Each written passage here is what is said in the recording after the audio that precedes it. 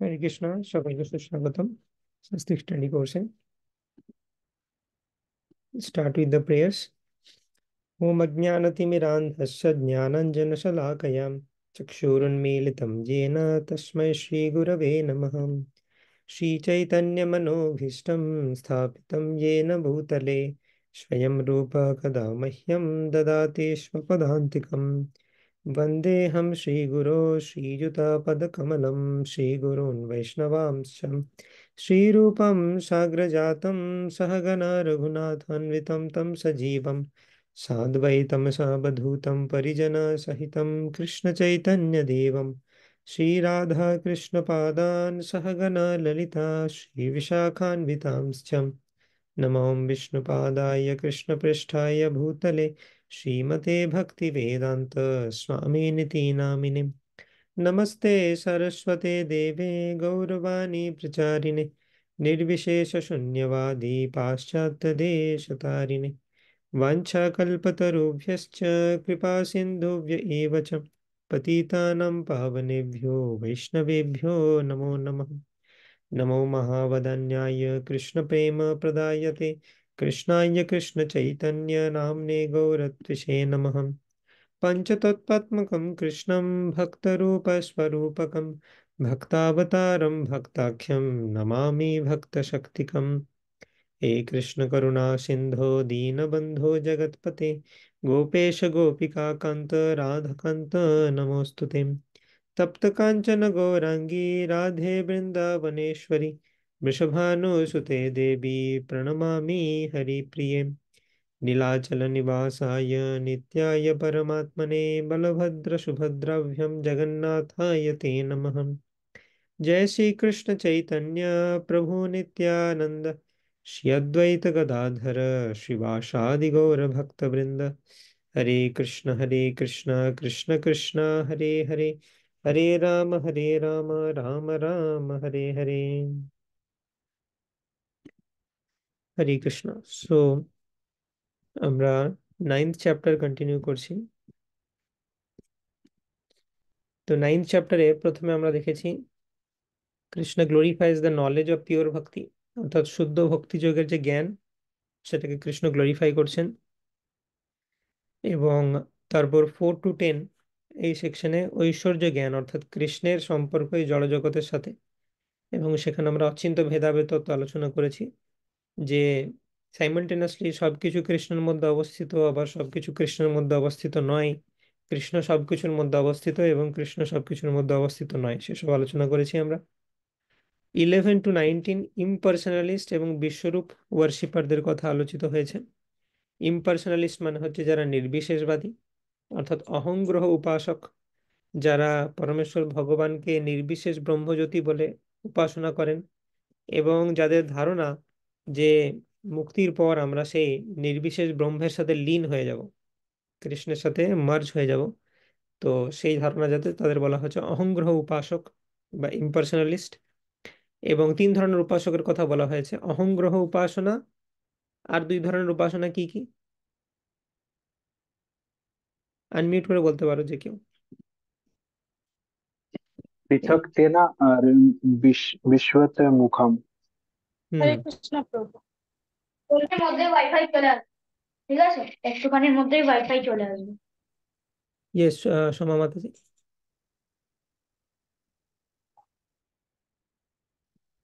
হরে কৃষ্ণ প্রভু। প্রভু, ধরনের উপাসনা ও কি তো কি?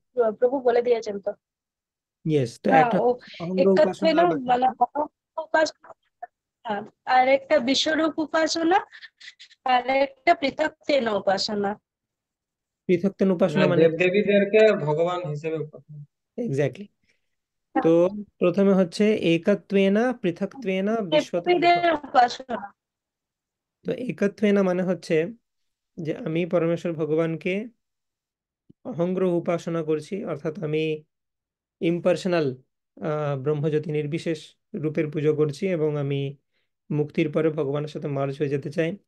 দেব উপাসনা মানে পৃথকত্বেনা, ভগবানের পৃথক পৃথক রূপ বা পৃথক পৃথক রিপ্রেজেন্টেটিভ দেব, বিভিন্ন দেবদেবীর উপাসনা করছি।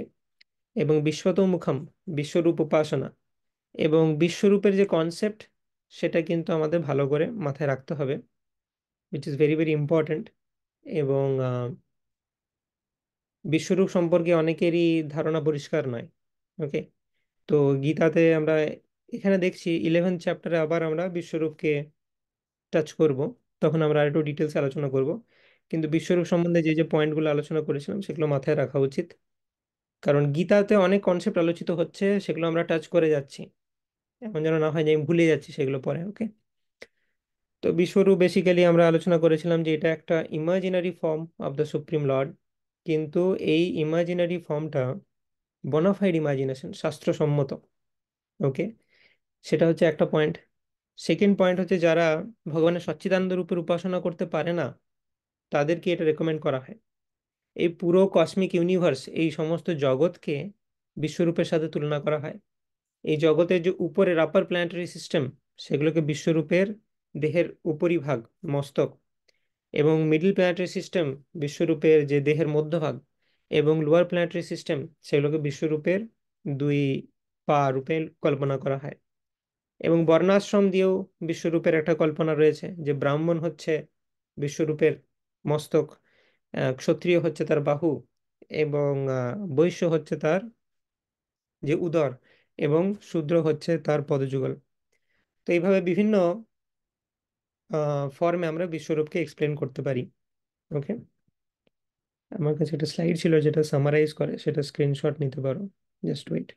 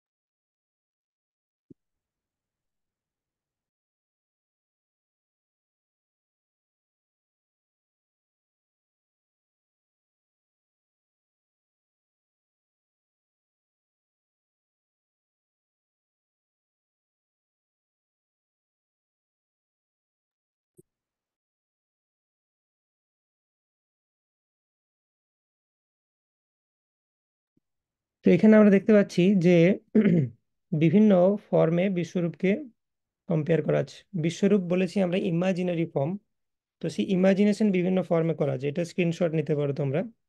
তো একটা হচ্ছে বর্ণ অনুসারে, যে ব্রাহ্মণ হচ্ছে বিশ্বরূপের মুখ বা মস্তক, ক্ষত্রিয় হচ্ছে তার আর্ম, বৈশ্য হচ্ছে তার থাই বা উরু, এবং শূদ্র হচ্ছে তার পদযুগল।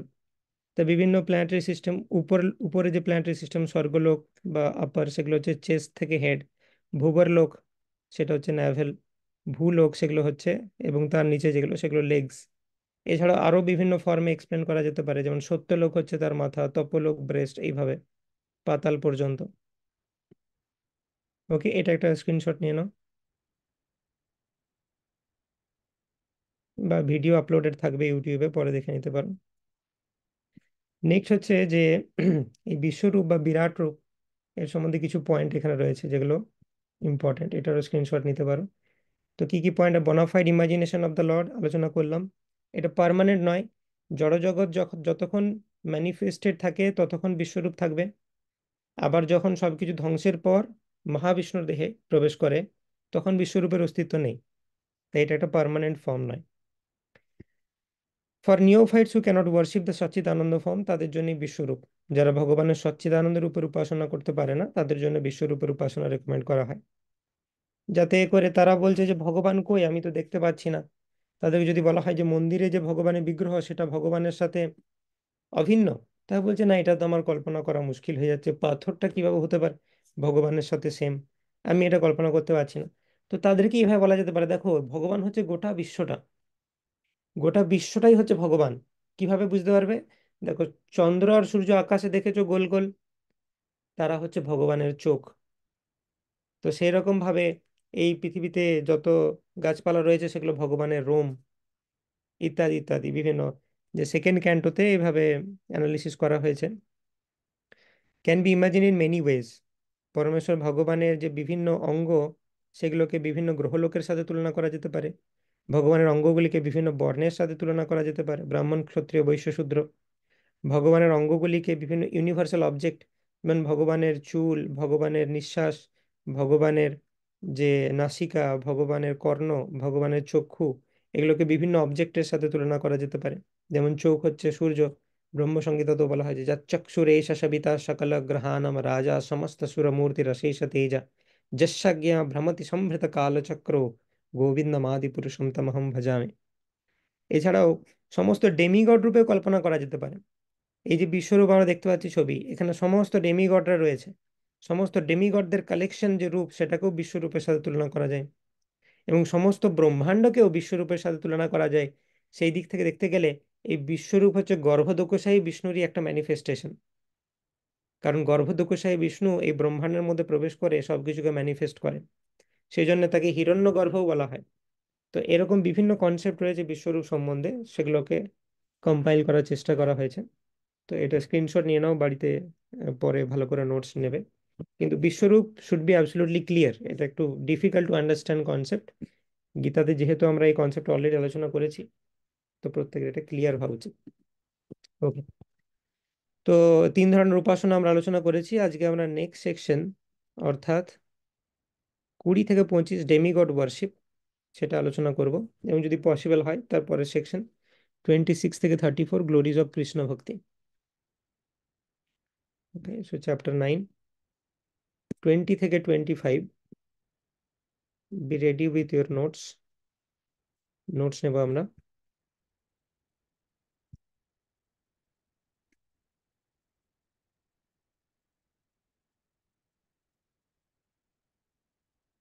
টোয়েন্টি, ইফ ইউ রিমেম্বার যে 7th চ্যাপ্টারে ভগবান অলরেডি ডেমিগড ওয়ার্শিপ নিয়ে কিছু কথা বলেছিলেন। 7th চ্যাপ্টারের 20 শ্লোকা, যদি নোটসে লেখা আছে সবকিছু রেফার করতে পারো, সেখানে ভগবান বলেছেন যে কামৈস্তৈস্তরিত জ্ঞান প্রপদ্যন্তন্য দেবতাম তম তম নিয়মমাস্থায় প্রকৃত্য়া নিয়ত স্বয়া यो यो यां यां तनुं भक्ता श्रद्धया अर्चितुमिच्छति। আম, তো এরকম বিভিন্ন ধরনের শ্লোকা বলেছেন। অন্তবন্তু ফলম তেষাম তদ্ভবত্যল্পমেধসাম, এবং ডেমিগডরা যে বর দেয় সেটা অ্যাকচুয়ালি কৃষ্ণের কাছ থেকেই আসে। ময়ৈব বিহিতান হিতান সতয়া শ্রদ্ধয়া যুক্তা তস্যারাধনমিহতে লভতে চ তত কামান ময়ৈব বিহিতান হিতান ইত্যাদি।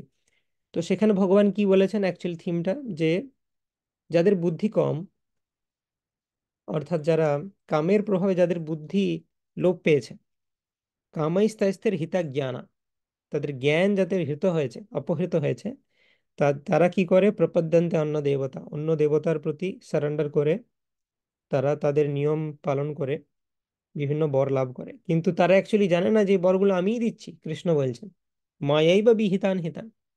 এই জন্যই তো তারা বোকা, তারা এটা জানে না যে বরগুলো আমিই দিচ্ছি, কিন্তু তবুও তারা ভাবছে বরগুলো আমরা অন্য দেবতাকে পুজো করে পাচ্ছি।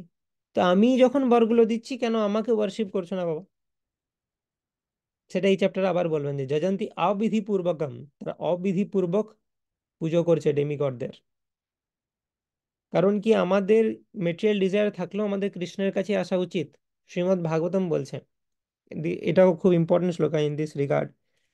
अकाम सर्व कामो वा मोक्ष काम उदारधीम तीव्रेण भक्ति योगेन यजेत पुरुषः परम।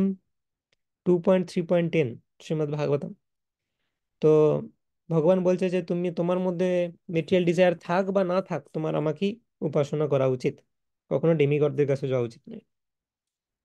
ওকে, তো শ্লোক নাম্বার 20, এখানেও তিনি সিমিলার জিনিস বলবেন। 9th চ্যাপ্টারও 20 থেকে 25 শ্লোকে। 7th চ্যাপ্টার অলরেডি বলেছেন, শ্রীমদ্ ভাগবতে বলা আছে, এখানে আবার তিনি রিপিট করছেন একই জিনিস। তো এটা আমরা দেখতে পাচ্ছি, এই শ্লোকটা 8 সিলেবল নয়, তো আমাদেরকে অন্যভাবে গাইতে হবে। त्रैविध्यमं सोम पापूत पाप यज्ञेरिष्टा स्वर्गतिं प्रार्थयन्ते ते पुण्यमास्याद्य सुरेन्द्रलोकम् अश्नन्ति दिव्यान् दिवि देव भोगान्। অর্থাৎ ত্রিবেদজ্ঞগণ যজ্ঞানুষ্ঠান দ্বারা আমাকে আরাধনা করে যজ্ঞাবশিষ্ট সোমরস পান করে পাপমুক্ত হন এবং স্বর্গে গমন করেন। তারা পুণ্যকর্মের ফলস্বরূপ ইন্দ্রলোক লাভ করে দেবভোগ্য দিব্য স্বর্গসুখ উপভোগ করেন। ত্রিবেদজ্ঞগণ, যারা বেদ ভালো করে বোঝে, বেদের মন্ত্র ভালো উচ্চারণ করতে পারে, তারা বিভিন্ন যজ্ঞের অনুষ্ঠান করে এবং যজ্ঞের অবশিষ্ট যে সোমরস মানে যজ্ঞের যে এসেন্স সেটা পান করে পাপ মুক্ত হন এবং তারা স্বর্গে গমন করেন, অনেক পুণ্য সঞ্চয় করেন এবং পুণ্য কর্মের ফলস্বরূপ তারা ইন্দ্রলোক, ইন্দ্রলোক মানে স্বর্গলোক, স্বর্গলোকে যান এবং সেখানে স্বর্গ সুখ ভোগ করেন। তো এখানে বলা হচ্ছে কাদের সম্বন্ধে? যারা বেদের বিভিন্ন মন্ত্রের উচ্চারণের দ্বারা বিভিন্ন যজ্ঞ অনুষ্ঠানের দ্বারা স্বর্গলোকে যাচ্ছে কি করতে? সেন্স গ্রাটিফিকেশন, ইন্দ্রিয় তর্পণ, ভক্তি করতে যাচ্ছে না। এই সম্বন্ধে আমাদের যারা গীতার শ্লোকগুলো মুখস্থ করেছেন তাদের ওকে ওকে জিজ্ঞেস করি যে সেকেন্ড চ্যাপ্টারের কোন শ্লোকে ভগবান এইরকম বলছেন, যে ভগবান এখানে বেদ নিয়ে বলছেন না, সেকেন্ড চ্যাপ্টারের কোন একটা শ্লোকে ভগবান বলেছেন যে বেদের মধ্যে তুমি ফেঁসে থেকো না অর্জুন, বেদের ঊর্ধ্বে ওঠার চেষ্টা করো। কোন শ্লোকে বলেছেন? রেজ হ্যান্ড করতে পারেন। মধুমৃতা গোপিকা মাতাজি। हरे कृष्ण प्रभु 2.45 है त्रैगुण्य विषय वेदा निस्त्रैगुण्य भवार्जुन निर्द्वंद्व नित्य सत्तस्तो नियोगे क्षेम आत्मवान। ওকে, ভেরি গুড। এখানে তো 2.45 গীতা, দিস ইজ এক্সাইটিং। এভাবে সবাই যদি বলতে পারে তো শিল প্রভুপাদ গুরু মহারাজ will be very happy.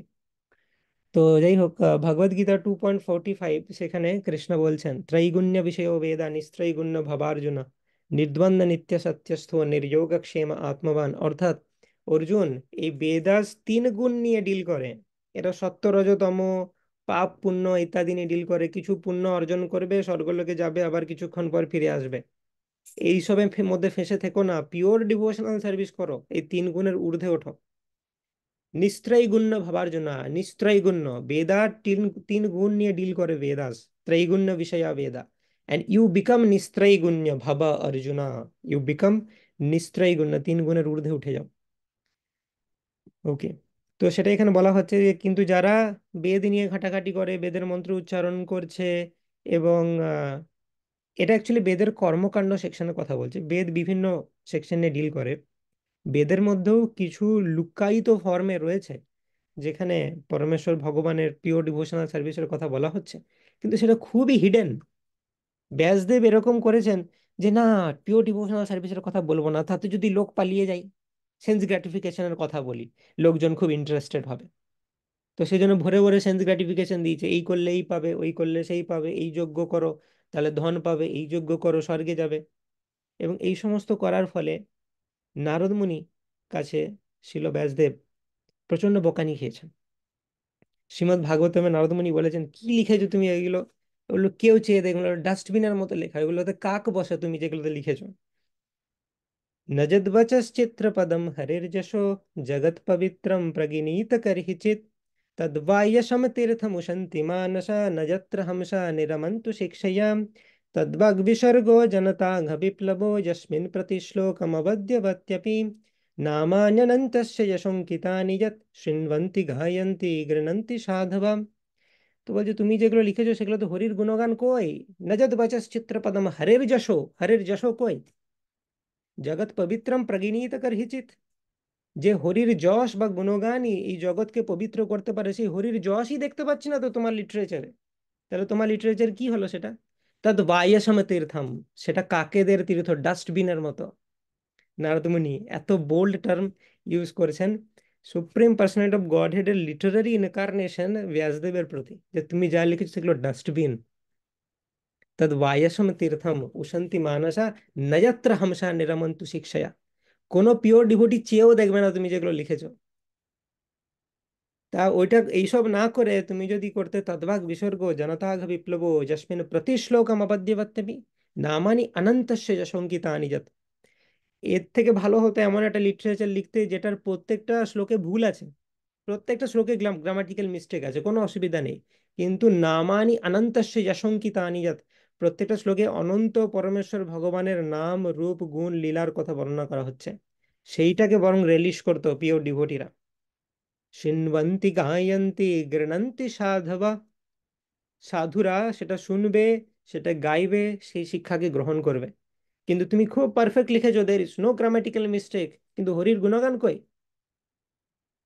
It is like Prahlad মহারাজের, যে তোমার যদি ভক্তি থাকে তাহলে অটোমেটিক্যালি ভালো গুণাবলী চলে আসবে, আর ভক্তি নাই কিন্তু ভালো গুণাবলী থেকেই কি লাভ? তো প্রহ্লাদ মহারাজ বলছেন ফিফথ ক্যান্টো শ্রীমদ্ ভাগবতমে, যস্যাস্তি ভক্তির ভগবত্য কিঞ্চনা সর্বের গুণৈস্তত্র সমাসতে সুরম হরৌ অভক্তস্য কতো মহদ্গুণা মনোরথেনা সতি ধাবতো বহি। তো হারাও অভক্তস্য কুতো মহদ্গুণা, যে হরির অভক্ত তার মহৎ গুণ থেকেই কি লাভ? তো যাই হোক, এখানে কর্মকাণ্ডিক সেকশনের কথা কৃষ্ণ আবার বলছেন, যে ত্রিবেদজ্ঞগণ যারা বেদ নিয়ে খুব এক্সপার্ট, যজ্ঞ অনুষ্ঠান করতে এক্সপার্ট, কর্মকাণ্ডে এক্সপার্ট, তারা সেন্স গ্রাটিফিকেশনে খুব এক্সপার্ট, তারা এই যজ্ঞ টজ্ঞ করে সেন্স গ্রাটিফিকেশন করার জন্য স্বর্গে যায়। ওকে, তো 9th চ্যাপ্টার ভার্স নাম্বার 20 আমরা লিখব যে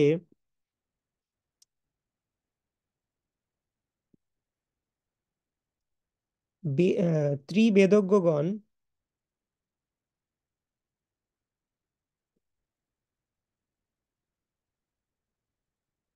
বা এরকম লেখো, ত্রিবেদজ্ঞ লেখার দরকার নেই, লেখো বৈদিক যজ্ঞ অনুষ্ঠানের দ্বারা, বৈদিক যজ্ঞ অনুষ্ঠানের দ্বারা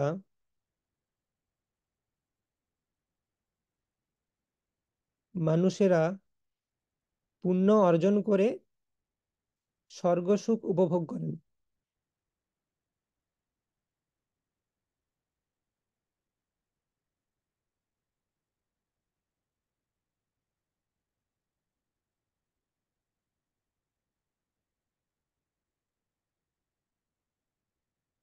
বৈদিক যজ্ঞ অনুষ্ঠানের দ্বারা মানুষেরা পুণ্য অর্জনের মাধ্যমে স্বর্গসুখ উপভোগ করেন। ওকে, তো এখানে একটা জাস্ট সাইড নোট, যেখানে ত্রিবেদজ্ঞ কেন বলা হয়েছে, ছোট থেকে আমরা পড়েছি একে চন্দ্র, দুয়ে পক্ষ, তিনে নেত্র, চারে বেদ, কিন্তু এখানে ত্রিবেদজ্ঞ কেন বলা হচ্ছে? ত্রিবেদজ্ঞ মানে হচ্ছে ঋক সাম যজু, এই তিনটে হচ্ছে প্রিন্সিপাল বেদাস।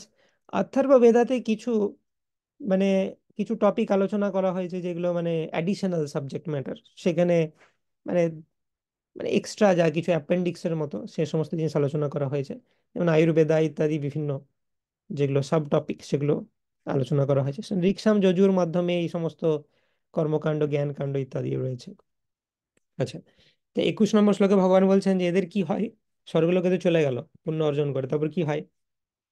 তেতম ভুক্ত্বা স্বর্গলোকম বিশালম क्षीणे पुण्ये मर्तलोकं विशन्ति एवं त्रयी धर्म मनु प्रपन्ना गतागतं काम कमालभन्ते ते तम भुक्त्वा স্বর্গলোকম বিশালম, বিশাল স্বর্গলোককে ভোগ করে তারা। তারপর কি হয়? ক্ষীণে পুণ্যে মর্তলোকম বিশন্তি, তাদের পুণ্য যখন ক্ষয় হয় তাদেরকে আবার সেই মেটেরিয়াল ওয়ার্ল্ডে, মানে মেটেরিয়াল ওয়ার্ল্ডে তো আছেই, এই পৃথিবীতে নেমে আসতে হয়, ভূলোকে নেমে আসতে হয় স্বর্গলোক থেকে। তেতং ভুঙ্ক্ত্বা স্বর্গলোকম বিশালম ক্ষীণে পুণ্যে মর্তলোকম বিশন্তি, স্বর্গলোকে যায় পুণ্য অর্জন করে, পুণ্য শেষ হয়ে গেলে আবার পৃথিবীতে ফিরে আসে। एवं त्रयी धर्म मनु प्रपन्ना गतागतम काम कमाल भन्ते। তো এখানে আবার যদি আমরা ভার্সের মিনিংটা রিয়েলাইজ করি, আমরা যে হিউমার পরমেশ্বর ভগবান এটার মধ্যে দিয়েছেন সেটা বুঝতে পারবো। তো বলছেন এবম ত্বয়ী ধর্মম অনুপ্রপন্না, ত্রয়ী ধর্মম, ত্রয়ী মানে হচ্ছে তিন বেদের যে ধর্ম, তো তিন বেদের ধর্ম যে পালন করে, অনুপ্রপন্না মানে তিন বেদের ধর্মকে যে অনুষ্ঠান পরায়ণ, বা তিন বেদের ধর্মকে যে অনুষ্ঠান করেছে, তাদের এরকমই হয়। এবম ত্রয়ী ধর্মম অনুপ্রপন্না গতাগতম কাম কামা লভন্তে, যাওয়া আসা চলতেই থাকে তাদের, যাচ্ছে একবার আসছে একবার, এরকম চলতে থাকে। So this is sarcasm by supreme lord. তো ভগবান বলছেন অনেক যজ্ঞ অনুষ্ঠান করে স্বর্গলোকে যায়, তে ত্বম ভুঙ্ক্তা স্বর্গলোকম বিশালম ক্ষীণে পুণ্যমর্ত লোকম বিশন্তি, পুণ্য ক্ষয় হলে আবার ফিরে আসে। এবং ত্রয়ী ধর্ম মনু প্রপন্না গতাগতম কাম কমাল ভন্তে, এরকম তাদের আসা যাওয়া চলতেই থাকে। কি করবে বল, কম বুদ্ধি সম্পন্ন মানুষ, তারা বুঝতেও পারে না যে আমি যে এই যাওয়া আসা করেই আমার যে ইম্পর্টেন্ট টাইমটাকে নষ্ট করে দিচ্ছি সেটা তারা বুঝতে পারে না। তো 21 নম্বর শ্লোকে বলা হচ্ছে, মোস্ট ইম্পর্টেন্ট টার্ম হচ্ছে এটা, ক্ষীণে পুণ্যে মর্ত্য লোকম বিশন্তি। এই পুরো শ্লোকটা হয়তো অনেক জায়গায় কোট করা হয় না, কিন্তু এটা বহু জায়গায় কোট করা হয়। তো আমরা লিখবো যে 21 নম্বর শ্লোকে, পুণ্য ক্ষয় হলে তাদের আবার মর্ত্যলোকে প্রত্যাবর্তন করতে হয়। পুণ্য ক্ষয় হলে তাদের আবার মর্ত্যলোকে প্রত্যাবর্তন করতে হয়।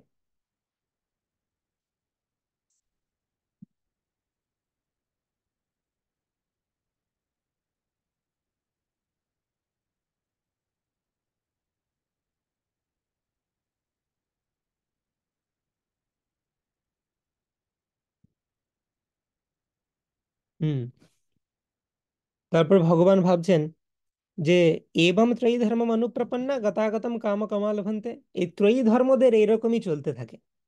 ওকে, মানে পরের শ্লোকের সাথে লিঙ্কটা কি সেটা বোঝার চেষ্টা করুন।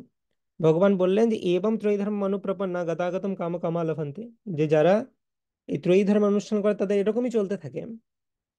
কিন্তু but there are another category of people अनन्यश्चिन्तयन्तो मम ये जना पर्युपासते तेषां नित्याभियुक्तानां योगक्षेमं वहाम्यहम्। Very very important shloka, very very. अनन्यश्चिन्तयन्त्यो मां ये जना पर्युपासते तेषां नित्याभियुक्तानां योगक्षेमं वहाम्यहम्। এই শ্লোকের করেসপন্ডিং একটা পাস টাইম আছে জগন্নাথপুরীতে, গীতা পান্ডার পাস টাইম শুনেছি আমরা হয়তো অনেকে। সংক্ষেপে বলবো জাস্ট, যে এই শ্লোকে পরমেশ্বর ভগবান বলছেন যে অনন্যাস চিন্তায় আন্ত মাম যে জানা উপাসতে, যে অনন্য মানে অন্য কিছু ভাবছে না, অনন্য চিন্তার দ্বারা আমাকে উপাসনা করছে, তেষাম নিত্য অভিযুক্তানাম, তারা নিত্য আমার সাথে যুক্ত সেই সমস্ত ব্যক্তিদের, সেই সমস্ত পিওর ডিভোটিদের যোগক্ষেমম বহাম্যহম। যোগক্ষেমম বহাম্যহম মানে হচ্ছে যে আমি তাদের সমস্ত কিছু অপ্রাপ্ত বস্তুর প্রাপ্তি এবং প্রাপ্ত বস্তুর সংরক্ষণের ভার বহন করি। মানে ডিভোটিদের মধ্যে যা ল্যাক আছে সেটাকে কৃষ্ণ পূরণ করে, আর ডিভোটিদের যা কিছু ভালো আছে সেটাকে কৃষ্ণ সংরক্ষণ করে। সেটাকে বলা হচ্ছে যোগক্ষেমম বহাম্যহম। তো জগন্নাথপুরীতে গীতা পান্ডা বলে একজন আহ ছিলেন, অর্জুন মিশ্রা, যাই হোক। তো তিনি গীতার উপর খুব ফেথ ছিল, এবং গীতার এই শ্লোকটা তার খুব ফেভারিট ছিল, যে ভগবান দেখবেন তার ভক্তকে, আমি শুধু ভগবানের সেবা করে যাই, ভগবান আমাকে দেখবেন। কিন্তু সে খুবই গরিব ছিল, তার বাড়িতে খাবার জুটছে না ইত্যাদি। তো তার স্ত্রী, তিনি বলছেন সারাদিন তুমি কি জন্য গীতা পড়তে থাকো, একটু নিজের সংসার চালানোর দিকে মন দাও, সারাদিন গীতা পড়লে হবে? তো তার স্ত্রী গীত দিয়ে, অর্জুন মিশ্র যখন বাইরে গেছেন তার স্ত্রী এই শ্লোকটাকে কেটে দিয়েছিলেন, এই শ্লোকটাতে নিশ্চয়ই ভুল আছে, ওই আমাদের ক্ষেত্রে তো হচ্ছে না। গীতার বাকি 699টা শ্লোক ঠিক আছে, কিন্তু এটা একটু ভুল আছে মনে হচ্ছে, কারণ ওই ভগবান কোথায় দেখছেন আমাদেরকে। তো তারপরে দেখা যায় যে দুজন বালক, একজন মানে কালো রঙের আর একজন সাদা রঙের, ফর্সা, তো তারা দুজন এসে কিছু চাল ডাল বিভিন্ন মুদিখানার যে সামগ্রী সেগুলো দিয়ে গেলেন আহ অর্জুন মিশ্রের যে ওয়াইফ তাকে। এবং তো এবং তারা বললেন যে আমরা হচ্ছি যে অর্জুন মিশ্রের ডিসাইপল, আমরা তার শিষ্য, এবং তিনি আমাদেরকে পাঠিয়েছেন বাড়িতে এই সমস্ত কিছু পৌঁছে দেওয়ার জন্য। তো তার স্ত্রী তো খুব খুশি হলেন, তার স্ত্রী বললেন যে তোমরা তাহলে দাঁড়াও, আমি রান্না করি, তোমরা প্রসাদ পেয়ে যাবে। তো বললেন না, আমরা তো প্রসাদ পেতে পারবো না, কারণ আমাদের জিভগুলো কাটা আছে দুজনেরই। তো কেন জিভ কাটা? ওই যে অর্জুন মিশ্র আমাদের জিভ কেটে দিয়েছে, আমাদেরকে শাস্তি দিয়েছে।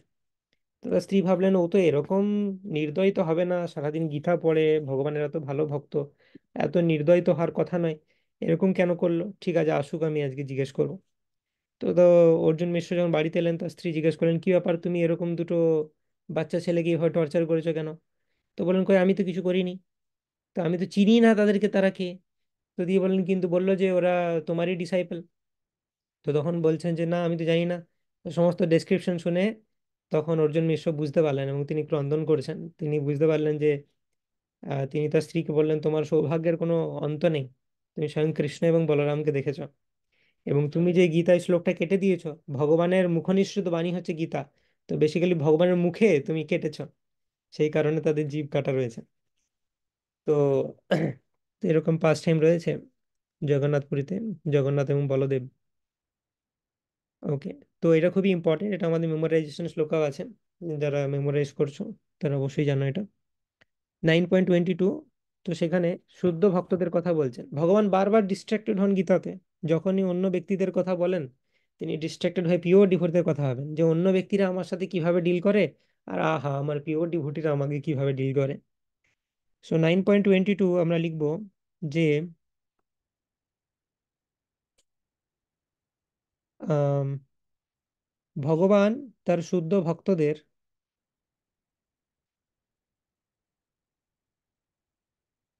ভগবান তার শুদ্ধ ভক্তদের সমস্ত ভার বহন করেন।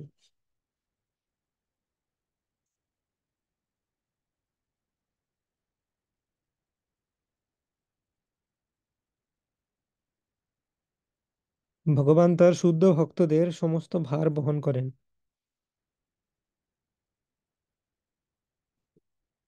তো এখানে একটা জিনিস মনে হতে পারে যে শুদ্ধ ভক্তদের ভার বহন করেন মানে কি, মানে শুদ্ধ ভক্তেরা কোনো কাজ করবে না, তারা শুধু চ্যান্টিং করবে আর গীতা পড়বে আর ভগবান সব করে দেবে। এই আন্ডারস্ট্যান্ডিংটা যদি আমরা পেয়ে থাকি, দিস ইজ রং। কেন কি? কারণ শুদ্ধ ভক্তদের সব ভার বহন করেন মানে কি, ধরো আমি কোনো একটা কাজ করছি, কিছু একটা কৃষ্ণের জন্য করছি, আমাকে আমার বেস্ট ট্রাই করতে হবে 100% দিয়ে, তারপরেও যদি আমি করতে না পারছি, তারপর কৃষ্ণ আমাকে সাহায্য করবেন, যেটা আমার হাতে নেই। Do your best and leave the rest. আমার হাতে যেটা বেস্ট রয়েছে সেটা আমাকে করতে হবে, বাকি যেটা আমার হাতে নেই সেটা কৃষ্ণ দেখবেন। এখন আমি যদি আমার হাতে যেটা আছে সেটা না করে আশা করি যে কৃষ্ণ করে দেবেন, তার মানে কি হচ্ছে, লেট আস অ্যানালাইজ দ্যাট। ধরো সাপোজ আমি একজন স্টুডেন্ট এবং আমি ভালো করে পড়াশোনা করছি না, আমি ভক্ত হয়ে গেছি ইস্কনের কোনো ভক্তের সাথে কানেক্টেড হয়ে, এবারে ভক্তি সম্পর্কে আমার কোনো বিশেষ আইডিয়া নেই। তো আমি একটা ধারণা লাভ করেছি যে আমি এখন ভক্ত হয়ে গেছি, মানে আমার আর না পড়লেও চলবে, কৃষ্ণ আমাকে এমনি পাস করিয়ে দেবে। ঠিক আছে, তো এরকম একটা আন্ডারস্ট্যান্ডিং যদি আমার হয়ে গেছে, তো তার মানে আমি কি বলতে চাইছি অ্যাকচুয়ালি, হয়তো এটা নিওফাইট স্টেজে আমরা রিয়েলাইজ করি না, কিন্তু এটা যে কত বড় গ্রেভ অফেন্স সেটা আমরা বুঝতে পারি না। এটার মানে হচ্ছে আমি দুমালা চ্যান্টিং করে কৃষ্ণকে কিনে নিয়েছি। ঠিক আছে, মানে আমি 2 কোটির ভক্ত হয়ে আমি কৃষ্ণকে কিনে নিয়েছি। এবার আমি সিংহাসনে পায়ের উপর পা তুলে বসে থাকবো, আর কৃষ্ণ অ্যাজ মাই সার্ভেন্ট আমার সব কাজ করবে। This is the meaning, employed meaning এই কনসিয়াসনেসটার।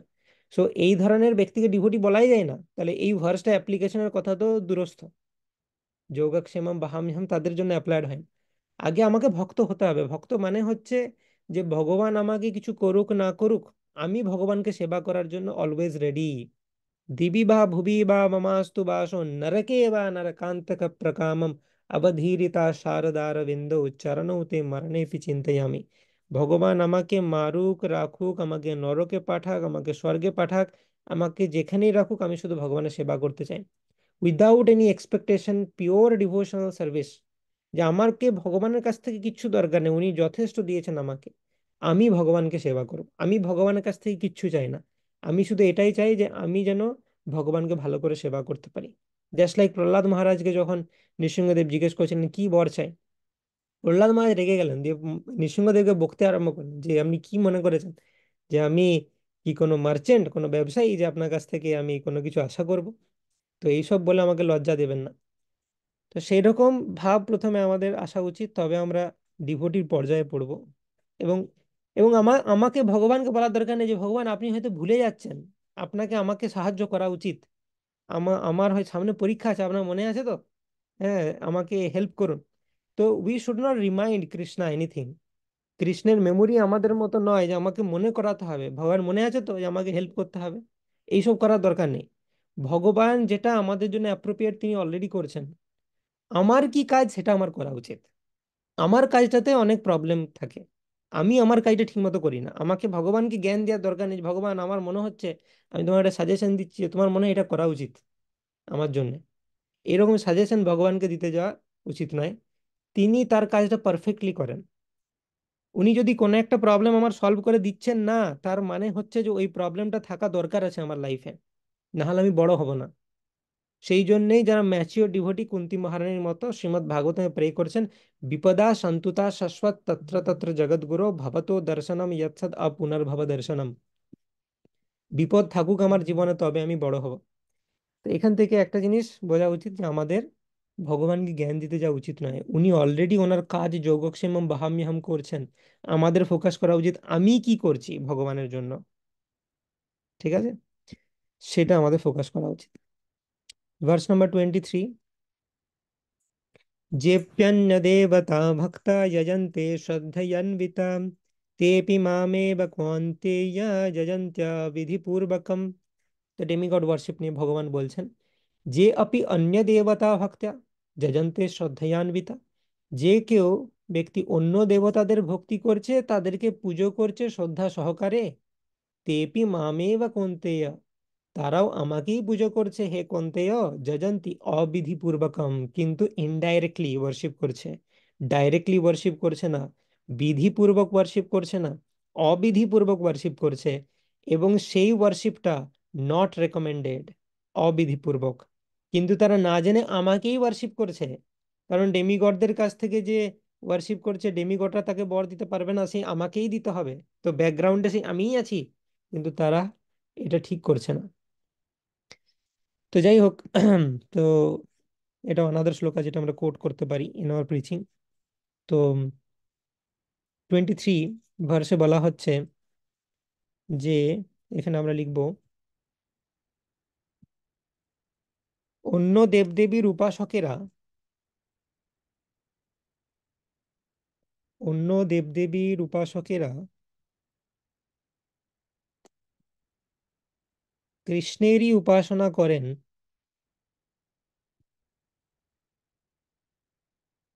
অন্য দেবদেবীর উপাসকেরা কৃষ্ণেরই উপাসনা করেন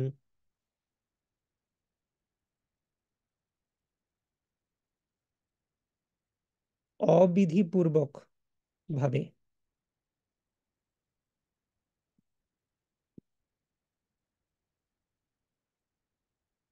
দি ব্র্যাকেটে লিখবো নট রেকমেন্ডেড, সেটা রেকমেন্ড করা হচ্ছে না। অন্য দেবদেবীর উপাসকেরা কৃষ্ণের উপাসনা করেন অবিধিপূর্বক রূপে, ব্র্যাকেটে লেখো যে নট রেকমেন্ডেড।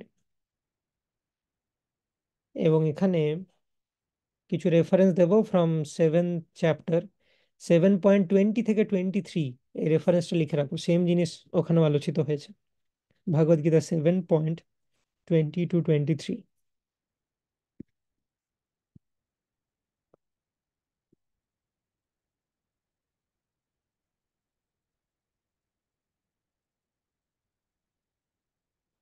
তো এই ধরনের এক প্রকার ব্যক্তি হলো এক ধরনের বোকা, মানে বোকাদের ক্যাটাগরি 1 ভগবান আলোচনা করলেন। ক্যাটাগরি 2 এর আরেক ধরনের বোকা আছে, তারা হচ্ছে নির্বিশেষবাদী। তাদের কথা এবারে আহ তাদের কথা আলোচিত হয়েছে, যেমন 7.24-এ 7th চ্যাপ্টারে ওই দুটো একসাথে আলোচিত হয়েছিল, রাইট? তাহলে দুটো ক্যাটাগরি বোকা রয়েছে, একটা হচ্ছে ডেমিগড ওয়ার্শিপ যারা করেন, এবং যারা করেন নির্বিশেষ উপাসনা। তো নির্বিশেষ উপাসনা সম্বন্ধে আগেই বলা হয়েছে, অহংগ্রহ উপাসনা, বিশ্বরূপ উপাসনা, দেব উপাসনা একসাথে এই চ্যাপ্টারে। ওকে, নেক্সট শ্লোকা, अहम हि सर्वयज्ञानं भक्ता च प्रभुरेव च न तु मामभिजानन्ति तत्त्वेन तश्चवन्ति ते। 24 নম্বর shloka basically supporting verse of 23 নম্বর শ্লোকা, সাপোর্ট করছে যে কিভাবে তারা আমারই উপাসনা করছে। আগের শ্লোকে বলা হলো যে আমি ডেমিগডদের উপাসনা করলেও সেটা অ্যাকচুয়ালি ইনডাইরেক্টলি কৃষ্ণেরই উপাসনা। কেন? আমি 23 নম্বর শ্লোককে যদি কেন দিয়ে প্রশ্ন করি, তার উত্তরটা পাবো 24 নম্বর শ্লোক, ঠিক আছে? তো আগের শ্লোক থেকে একটা অ্যারো টেনে লেখো কেন, দিয়ে 24 নম্বর শ্লোকের অ্যান্সারটা লিখবে। তার কারণটা হচ্ছে যে আমি সমস্ত যজ্ঞের ভোক্তা এবং প্রভু, দেবদেবীর উপাসনা করার জন্য যা যজ্ঞ করবে, যা অস্টেরিটি করবে, তার পেছনে আমি পরম ভোক্তা। কিন্তু যারা আমার চিন্ময় স্বরূপ জানে না, তারা আবার সংসার সমুদ্রে অধঃপতিত হয়। তার মানে ডেমিগড ওয়ার্শিপাররা, তারা আমার চিন্ময় স্বরূপ জানে না, কিন্তু ইনডাইরেক্টলি আমাকেই ওয়ার্শিপ করছে। কিন্তু যেহেতু আমাকে ইনডাইরেক্টলি ওয়ার্শিপ করছে, তাই আমাকে ওয়ার্শিপ করার ফলটা ভালো করে পাবে না তারা, সেই জন্য সংসার সমুদ্রে অধঃপতিত হয়। নাহলে এমনিতে কৃষ্ণকে বা বিষ্ণুকে ওয়ার্শিপ করলে সংসার সমুদ্রে অধঃপতিত হতে হয় না, কিন্তু তারা যেহেতু অবিধিপূর্বক উপাসনা করছে তাদেরকে পতিত হতে হবে। 24 নম্বর শ্লোকে কি বলা হচ্ছে কেন, তার তার উত্তর হচ্ছে যে কৃষ্ণই সমস্ত যজ্ঞের পরম ভোক্তা।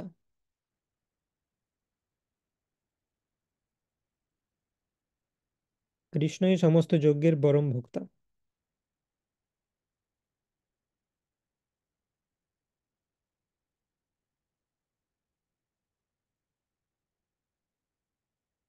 তো আর কি বলা হচ্ছে যে দেবদেবীর উপাসকেরা আবার জড়জগতে ফিরে আসে।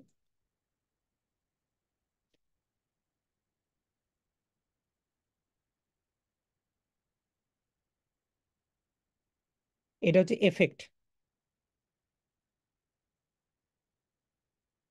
23 নম্বর শ্লোকের এফেক্ট হচ্ছে এটা, মানে কৃষ্ণের অবিধিপূর্বক উপাসনা করলে কি হয়, জড়জগতে আবার ফিরে আসতে হয়। 23 নম্বর শ্লোকের কারণ হচ্ছে এটা যে কেন কৃষ্ণ সমস্ত যোগ কেন ডেমিগড ওয়ার্শিপার্সরা ইনডাইরেক্টলি কৃষ্ণকে ওয়ার্শিপ করছে, কেন? কারণ কৃষ্ণই সমস্ত যজ্ঞের পরম ভোক্তা, এবং কৃষ্ণের ইনডাইরেক্ট ওয়ার্শিপের ফলে কি হচ্ছে, এফেক্ট, যে তারা আবার সংসার সমুদ্রে অধঃপতিত হয় বা আবার জড়জগতে ফিরে আসে। ক্লিয়ার? ওকে, ভার্স নাম্বার 25।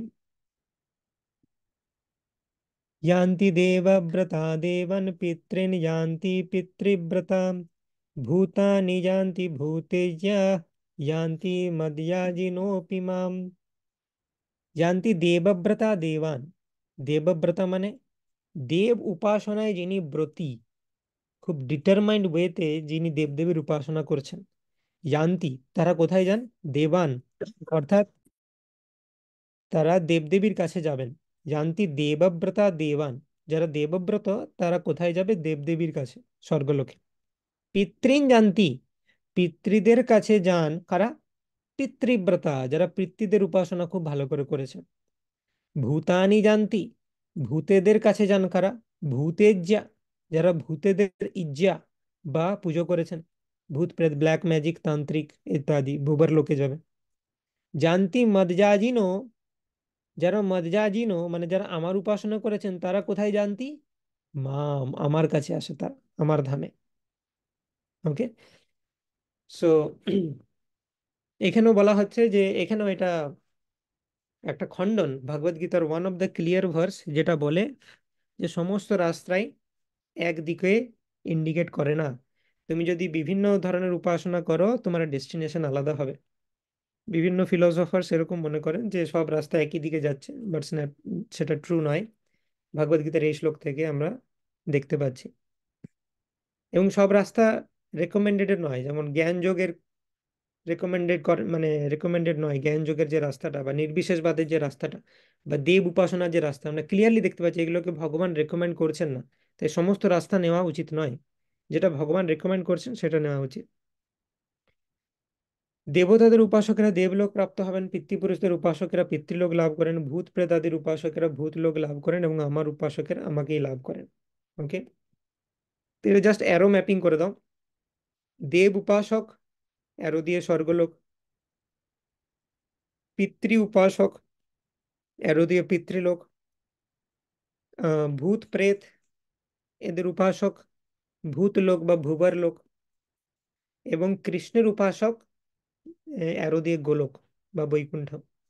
কৃষ্ণ বা বিষ্ণুর উপাসক গোলক বা বৈকুণ্ঠ।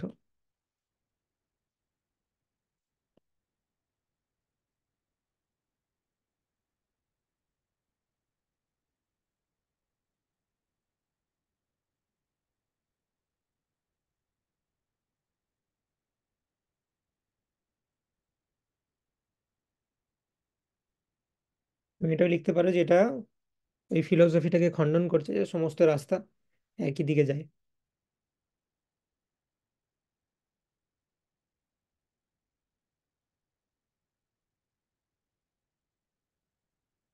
সমস্ত রাস্তা একই দিকে যায় এইভাবে বলা যেতে পারে যে আমি বহু জন্ম ধরে দেবদেবীর উপাসনা করতে করতে করতে করতে ফ্রাস্ট্রেটেড, দিয়ে আমি বুঝলাম যে আমাকে ভক্তি করতে হবে, দিয়ে আমি ভক্তি করলাম, দিয়ে আমি ভগবানকে প্রাপ্ত হলাম। তো এইভাবে বলা যেতে পারে যে আমি রিয়েলাইজ করলাম যে এতদিন আমি ভুল পথে চলছিলাম, তারপর আমি ভক্তিযোগ অনুশীলন করলাম, আমি ভগবানকে প্রাপ্ত হলাম। তো ইনিশিয়ালি আমি রং রুটে চলে গেছিলাম, দিয়ে আবার আমাকে ফিরে আসতে হয়। আবার ভক্তিযোগ, মানে ভক্তিযোগ ছাড়া ভগবানকে লাভ করা ইজ ভেরি ডিফিকাল্ট। সেটা হচ্ছে এসেন্স অফ গীতা। ওকে,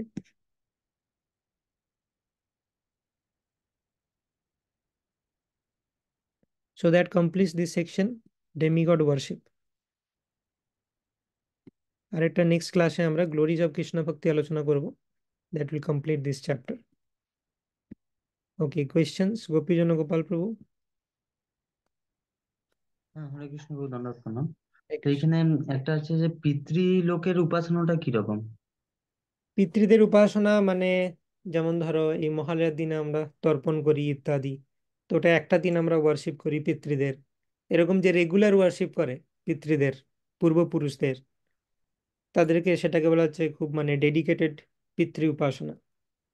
তো তারা যদি খুব অ্যাটাচড হয় পিতৃদের প্রতি, তাহলে তারা পিতৃলোকে যাবে। তাদেরকে অফার মানে যে কোনো পুজো পদ্ধতি, মানে আমরা কৃষ্ণের ওয়ার্শিপ করছি মানে কি, কৃষ্ণকে ধূপ দীপ নৈবেদ্য অফার করছি, কৃষ্ণের নাম জপ করছি। সেরকম যারা পিতৃদেরকে ধূপ দীপ নৈবেদ্য অফার করছে, তারা পিতৃলোকে যাবে। ওকে, ঠিক আছে। সোমা মাতাজি। হরে কৃষ্ণ প্রভু। প্রভু, হুম আপনি 24 নম্বর শ্লোকে লেখালেন যে দেবদেবীর উপাসকেরা কেন আবার জড় জগতে ফিরে আসছে। হুম তো প্রভু, দেবদেবীর উপাসকেরা জড় জগতে যে ফিরে আসে, তারা কি মানে মানুষ রূপে তো আর ফিরে আসে না, তারা তো অন্য যে কোনো রূপে ফিরে আসতে পারে।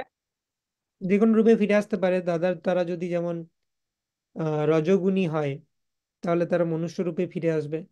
সত্ত্বগুণী হলে তারা স্বর্গলোকে যায়, স্বর্গলোকের থেকে ফিরে আসে যখন যদি রজোগুণী হয়, তাহলে মনুষ্য রূপে জন্মগ্রহণ করবে। তমগুণী হলে তারা বিভিন্ন অ্যানিমেল রূপে জন্মগ্রহণ করবে। তো এটা একটা হচ্ছে তারা কোন গুণের দ্বারা প্রভাবিত সেটার দ্বারা ডিটারমাইন্ড হয়। তাদের কিরকম রেসিডুয়াল কর্ম আছে, স্বর্গলোক থেকে এনজয় করে যখন ফিরে আসছে তার কতটা পুণ্য বেঁচে আছে, এবং তার ডিজায়ার কিরকম আছে। তা সেই বিভিন্ন ফ্যাক্টরের উপর ডিপেন্ড করে যে সে কি হবে, কিন্তু বিভিন্ন ফর্মে হতে পারে, যে কোনো লিভিং এন্টিটি হয়ে সে ফিরে আসতে পারে। থ্যাংক ইউ প্রভু। হরে কৃষ্ণ। হরে কৃষ্ণ। ওকে, ঋষিরাজ প্রভু। হরে কৃষ্ণ প্রভু। হরে কৃষ্ণ। প্রভু, এখানে জড় জগৎ মানে ওই ভূলোকটাই বলা হচ্ছে তো? হ্যাঁ, ইয়েস ইয়েস। তো আমরা কি বললাম যে যারা দেবদেবীর উপাসনা করেন তারা আবার জড়জগতে ফিরে আসেন, মানে তারা মুক্তি লাভ করবে না, সেটা হচ্ছে ব্যাপার। হুম। কিন্তু জেনারেলি বিষ্ণুর ভক্তি করলে মুক্তি লাভ হয়। কৃষ্ণ ওটাই বলছেন, আমার পুজো যারা করে তারা বৈকুণ্ঠে যায় বা গোলকে যায়। কিন্তু যেহেতু অবিধিপূর্বক পুজো হচ্ছে, সেজন্য তাদেরকে আবার এই জড়জগতে ফিরে আসতে হচ্ছে। হতে পারে তারা আবার স্বর্গলোকে জন্ম নিল, হতে পারে তারা ভূলোকে জন্ম নিল, বা সুতোর লোকে জন্ম নিল, বিভিন্ন লোকে জন্ম নিতে পারে, কিন্তু ফিরে আসতে হবে মোটামুটি তাদেরকে। আচ্ছা প্রভু, আর একটা ওই উম ক্ষীণে পুণ্যে মর্ত্যলোক বিশন্তি মানে, মর্ত্যলোক মানে যেখানে মানে যে লোকে মানে জন্ম মৃত্যু হয়ে থাকে, তো মানে স্বর্গেও আছে তো জন্ম মৃত্যু হয়ে থাকে, তো মানে তো এখানে। মর্ত্যলোক মানে জেনারেলি মিন করা হয় স্বর্গ মর্ত্য পাতাল, এটা আমরা শুনেছি না? তো মর্ত্যলোক মানে হচ্ছে আচ্ছা। মিডল প্ল্যানেটারি সিস্টেম, যেখানে মৃত্যুটা খুব প্রমিনেন্ট। স্বর্গলোকে অ্যাকচুয়ালি মৃত্যুটা হচ্ছে স্বর্গলোক থেকে চ্যুতির মতো, ঠিক মৃত্যু নয়। মানে আমার হুম। পুণ্য ছিল, কোনো ব্যাধি নেই সেখানে, জন্ম আছে এবং মৃত্যু আছে, জরা ব্যাধি এই হুম। জিনিসগুলো নেই। তো আমি স্বর্গলোকে গেলাম, পুণ্য শেষ হলো, আর ওখানে পতন হয়, স্বর্গলোক থেকে পতন হয় মানুষের। তো মৃত্যু বলা যায় না সেটাকে অ্যাকচুয়ালি। তো সেই জন্য মৃত্যু বলতে যে মিডিল প্ল্যানেটারি সিস্টেম ভূলোক, সেটা কি বলা হচ্ছে। আচ্ছা, থ্যাংক ইউ। ওকে, সব্যসাচী প্রভু। হ্যাঁ প্রভু, হরে কৃষ্ণ প্রণাম। হরে প্রভু, কৃষ্ণ। এইখানে এই যে ভূতদের উপাসকরা ভূত লোকে যাচ্ছে বা ভূবর লোকে যাচ্ছে, হুম, তো এই ভূবর লোকটা ভূলোকের ঊর্ধ্বে না, পৃথিবী লোকের ঊর্ধ্বে। ইয়েস। তো আবার আবার এই ভূত জনিটা তো মানুষের থেকে নিম্ন জনি শুনেছি, তো এটা কিভাবে হচ্ছে, মানে প্ল্যানেটটা উপরে আর জনিটা নিচে? ওদের হায়ার পাওয়ার্স রয়েছে, এবং ওরা নর্মাল হিউম্যান বিইংসদেরকে প্রভাবিত করতে পারে। আমরা দেখি না যে বিভিন্ন যে যারা কেউ হয়তো ব্রহ্ম রাক্ষস হয়ে গেছে, কোনো ব্রাহ্মণ যদি সুইসাইড করে বলা হয় ব্রহ্ম রাক্ষস হয়ে যাবে। সেরকম ভূত প্রেত বিভিন্ন ক্যাটাগরিজ রয়েছে। তো যেহেতু ওরা মোর পাওয়ারফুল, ঠিক আছে, কারণ ওদের কি আছে যে সাটেল বডি আছে এবং সোল আছে, গ্রস বডি নেই। ঠিক আছে, তো যে কোনো সাটেল বডির পাওয়ার বেশি হয়, যে কোনো সাটেল সূক্ষ্ম জিনিসের পাওয়ার সবসময় বেশি হয়। যেমন আগেকার দিনে মহাভারতের সময় যে সমস্ত ওয়েপেন্স ইউজ করা হতো সেগুলো মোস্টলি সাটেল, মন্ত্রপুত, তো সেগুলো অনেক পাওয়ারফুল হয়। কিন্তু এখনকার দিনে যে ওয়েপেন সেগুলো হচ্ছে গ্রস ওয়েপেন, তো সেগুলোর পোটেন্সি কম। শাটল ওয়েপেন মানে একদম খুব সূক্ষ্মভাবে কাজ করতে পারবে এবং অত্যন্ত পোটেন্সি সহকারে। যেমন অশ্বত্থামা যে ব্রহ্মাস্ত্র ছেড়েছিলেন, সেটা উত্তরার গর্ভে পরীক্ষিতকে মারার জন্য, উত্তরাকে মারবে না, তার গর্ভে পরীক্ষিতকে মারবে। সেই রকম অ্যাডভান্সমেন্ট এখনো পর্যন্ত আমরা করতে পারিনি। ওকে, তো যে কোনো সূক্ষ্ম জিনিসের পাওয়ার বেশি হয়। আগেকার দিনে যেমন যোগীরা মাইন্ডকে কাজে লাগিয়ে বহু ইনফরমেশন জানতেন। যেমন এই স্যাটেলাইট যখন আবিষ্কার হয়নি তখনও আমাদের শ্রী সম্প্রদায়ের একজন আচার্য তিনি পৃথিবীর ম্যাপ দিয়েছিলেন। কিভাবে দিয়েছিলেন? তিনি বলছেন যে আমি আমার যোগ অভ্যাসের দ্বারা আমি আমার মনকে সেই স্তরে উন্নীত করেছি যে আমি চন্দ্রকে আয়না রূপে কল্পনা করে পৃথিবীর যে প্রতিবিম্ব সেটা দেখতে পাচ্ছি, চাঁদে পৃথিবীর রিফ্লেকশন। সেইটা দেখে আমি পৃথিবীর যে ম্যাপের বর্ণনা তিনি করেছেন এবং তিনি যেটা ডেপিক্ট করেছেন সেটা এক্স্যাক্টলি মিলে যায় আমাদের বর্তমান দিনে যেরকম আমরা পৃথিবীর ম্যাপ জানি। তো সেটা ভার্সেসের মাধ্যমে তিনি এনকোড করেছেন। এটা আমরা এসএসআর সেমিনারেও ডিসকাস করি। তো এটা আর কি, যে কোনো সূক্ষ্ম জিনিসের পাওয়ার বেশি হয়। তো যেহেতু তারা সূক্ষ্ম দেহ নিয়ে থাকে, গ্রস মানে সেখানে অনেক লিমিটেশন মানুষের গ্রস বডি থাকার জন্য, যেহেতু ওরা মোর পাওয়ারফুল সেই জন্য উপরে। ওকে,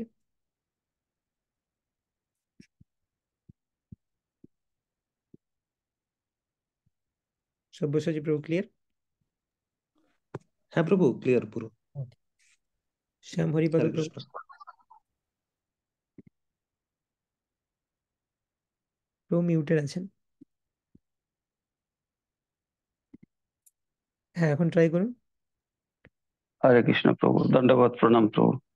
বলছি এই আমার একটি প্রশ্ন এখানে, যেটা 25 নম্বর শ্লোকের পরিপ্রেক্ষিতে আলোচনা হলো যে পিতৃ উপাসক তারা পিতৃলোকে যাবে, দেব উপাসক। তা আমার একটা ছোট্ট প্রশ্ন, যে ধরুন আমরা শুনেছি যে দেবতারাও মনুষ্য জন্ম পাওয়ার জন্য হুম খুব সাগ্রহে অপেক্ষা করেন, হুম কেননা মনুষ্য জন্য তপস্যা করছে। দেবলোকে তো শুধু ভোগের, হুম পিতৃলোকে তো কথাই নেই, তারা তো চাইবেনই। তা আমরা যদি ভগবানকে যে আমরা আরাধনা করি, ভগবানের যে ভোগ লাগাই, সেই ভোগ ভগবান যখন গ্রহণ করেন প্রসাদ রূপে, যদি পিতৃপুরুষকে এবং দেবদেবীদের দেওয়া হয়, হুম তাহলে তো এটা উপাসনা নয়। এবং তাদের বলা হয় তারা যেহেতু অপেক্ষা করেন খুবই সাগ্রহে, সেহেতু তাদের কল্যাণ হবার কথা। এবং তাতে তো পিতৃলোক বা দেবলোকে যাওয়ার কোনো কথা হয় না, না প্রভু? না না না, এটার জন্য আপনি পিতৃলোক বা দেবলোকে যাবেন না, এটা খুবই ভালো কাজ। এবং এটা রেকমেন্ডও করা হয় যে শ্রাদ্ধে, শ্রাদ্ধ মানে কি, যে বাড়ির কেউ মারা গেছে, আমার পিতৃপুরুষরা মারা গেছে, তাদেরকে বিষ্ণুর প্রসাদই দিতে বলা হয়, সেটাই রেকমেন্ডেড করা হয় হুম। শ্রাদ্ধ বা আমরা যখন তর্পণ করছি। এবং ডেমিগডদেরকেও অনেক বাড়িতে এরকম থাকে যে তারা আগেও পুজো করতো বিভিন্ন ডেমিগডদের, সমস্ত ডেমিগডরাও আছে এবং তারা এখন জানতে পেরেছে যে কৃষ্ণ পরমেশ্বর ভগবান কৃষ্ণের ওয়ার্শিপ হচ্ছে, তো কৃষ্ণকে ভোগ লাগানোর পর সেটা ডেমিগডদেরকে দেওয়া হয়। তো সেটাতে কোনো অসুবিধা নেই। তো সেটা ডেমিগডদেরকে আমরা বৈষ্ণব রূপে চিন্তা করে উপাসনা করছি, হ্যাঁ, তো বৈষ্ণবী উপাসনার মধ্যেই পড়ছে, ওটা দেব উপাসনার মধ্যে পড়ছে না। আচ্ছা। বুঝতে তা পেরেছি? এটি আমি করলাম এই জন্য কেননা আমি বহু পূর্বে একজন বাংলাদেশি ভক্ত, যিনি মাতাজি কানাডায় থাকেন, তার আমি শুনেছিলাম যে এটা করলে ভালো। তো আমি সেই থেকে প্রায় বছর দুই হয়ে গেল আমি করি। ভগবানকে ভোগ লাগাবার পর সেই প্রসাদ আমি পিতৃপুরুষ এবং দেবদেবীদের বা ঊর্ধ্বলোকে যারা আছে তাদের প্রসাদ, মানে যেটা বললেন যে দেবদেবীদের ক্ষেত্রে বৈষ্ণব রূপে, তারা জি। যেন আমাকে সহযোগিতা করেন, আমার যে রাস্তা সেই রাস্তায় যেন চলতে তারা সহযোগিতা করেন, এই আবেদন রেখে করি। আর পিতৃলোককে করি যে তারা তো গেছেন ভগবানের প্রসাদ, তারা পেলে নিশ্চয়ই খুশি হবেন, এই জন্য। আরে হ্যাঁ, পিতৃদের প্রতি আমাদের একটা কর্তব্য বটে যে তারা আমাদের জন্য ওয়েট করেন। হুম। যে তো আমাদের এটা, তাদের ডিসেন্ডেন্ট হিসেবে এটা আমাদের কর্তব্য যে পিতৃদের উদ্দেশ্যে কিছু ভোগ অর্পণ করা উচিত। সেটা অবশ্যই করা হুম, যেতে পারে, অবশ্যই। ঠিক প্রভু, হরে কৃষ্ণ, প্রণাম প্রভু। Yes, কঙ্কনা মাতাজি। হরে কৃষ্ণ প্রভু। প্রভু Okay. এখানে কোন নম্বর শ্লোকে যে ত্রিবেদজ্ঞ বলা হয়েছে, মানে হুম, তিনটা বেদ সম্বন্ধে, ঋক সাম যজু অথর্ব, তো হুম। প্রভু তারা কি মানে ইন্দ্রিয় তৃপ্তিতে মগ্ন থাকেন বলে মানুষের সাথে, মানে সাধারণ মানুষকেই বলা হচ্ছে কি? তো যারা মানে ইন্দ্রিয় ইন্দ্রিয় তৃপ্তি মানে এই জগতে যা কিছু আছে করে নিয়েছে, এই জগতের ইন্দ্রিয় তৃপ্তিতে আর তাদের পোষাচ্ছে না, এরপর কিছু সামথিং হায়ার টেস্ট চাই, স্বর্গলোকের ইন্দ্রিয় তর্পণ চাই, তাদের এরকম ব্যাপার। এই জগতে যত রকম ভাবে এনজয় করা হয় করে নিয়েছে, কোনোভাবেই তাদের স্বাদ মিটছে না, এরপর একটু হায়ার টেস্ট চাই তাদের। স্বর্গলোকেও যাবে, যে সেখানেও বলবে যে না এতেও স্বাদ মিটছে না, আরেকটু ফ্রাস্ট্রেটেড হবে, আরো 3-4 লাইফ টাইম লাগবে, তারপর বুঝতে পারবে যে কৃষ্ণ ভক্তি ছাড়া আর কোনো উপায় নেই। হুম, তো যারা ওইটা ঠিক আছে। পেতে চায় যে না আমি এরপর স্বর্গলোকে সোমরস পান করতে চাই, স্বর্গলোকের অপ্সরাদের সাথে আমি এনজয় করতে চাই ইত্যাদি, এরকম যদি ডিজায়ার থাকে, তখন তাকে সেরকম বৈদিক যজ্ঞ করতে হবে। হুম, এবং সেই জন্য তাকে ত্রিবেদজ্ঞ কোনো ব্রাহ্মণকে ভাড়া করতে হবে, সেই সমস্ত ব্যাপারই বলা হচ্ছে, যে সব যজ্ঞ করতে খুব এক্সপার্ট। ওকে। ঠিক আছে, থ্যাংক ইউ। অগ্নি দত্ত প্রভু।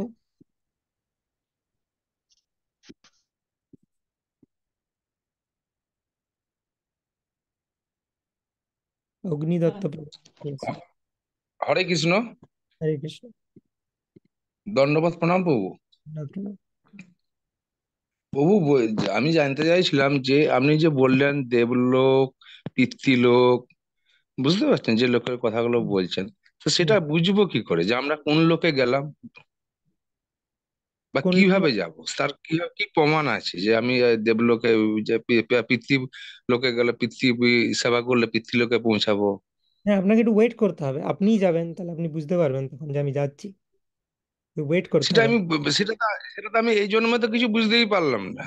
না, সে তাহলে কোয়েশ্চেনটা আলাদা না, যে হ্যাঁ আমি এই জন্মে বুঝবো কি করে, সেটা হচ্ছে কোয়েশ্চেন। আপনি বুঝতে পারবেন কোন একটা টাইমে, কিন্তু আপনি যদি কোয়েশ্চেন করেন আমি এই জন্মে বুঝবো কি করে, তো তার জন্য একটা ব্যাপার হচ্ছে যে আহ আবার আমার এই জন্মে যে আমি জন্মেছি প্রভু, তা হুম, আমি কি এটা কিসের জন্মের জন্য এসেছি সেটাই বা কি করে বুঝবো?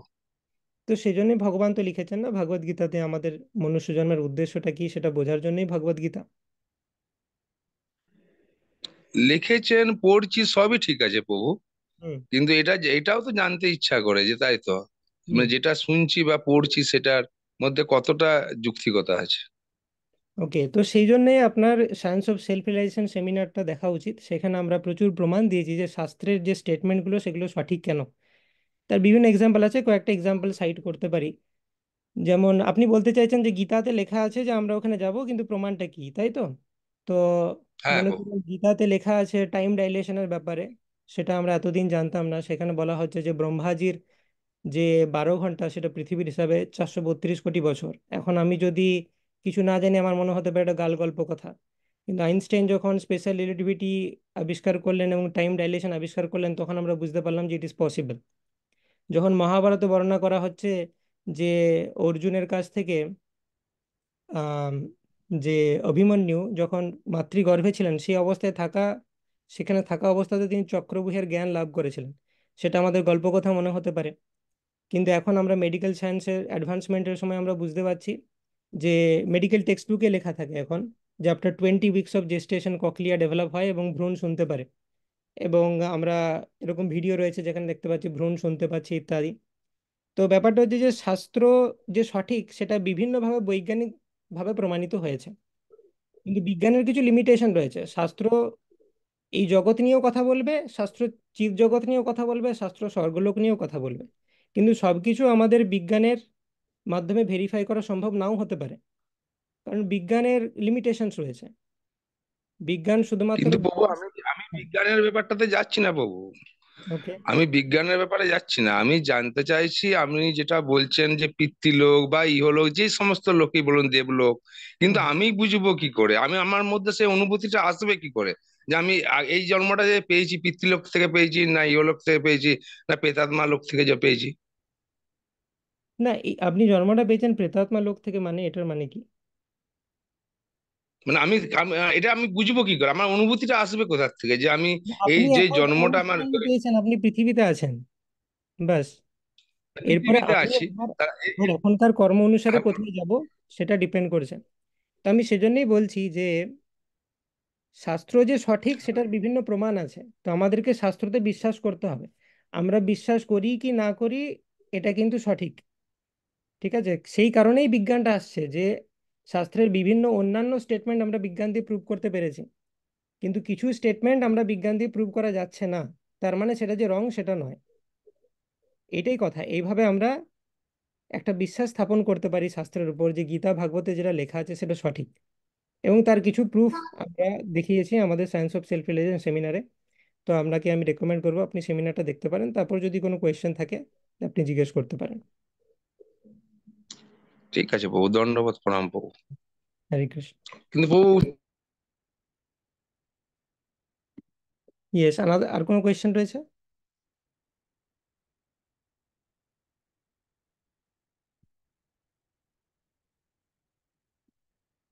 আচ্ছা, ঋষিরাজ প্রভু বলছেন যে উনি পাস্টে কোন লোকে ছিলেন ওইটা জানতে চাইছেন, যে আগের জন্মে আমি কোথায় ছিলাম। তো সেটা আমাদের কারোর পক্ষে জানা সম্ভব নয়।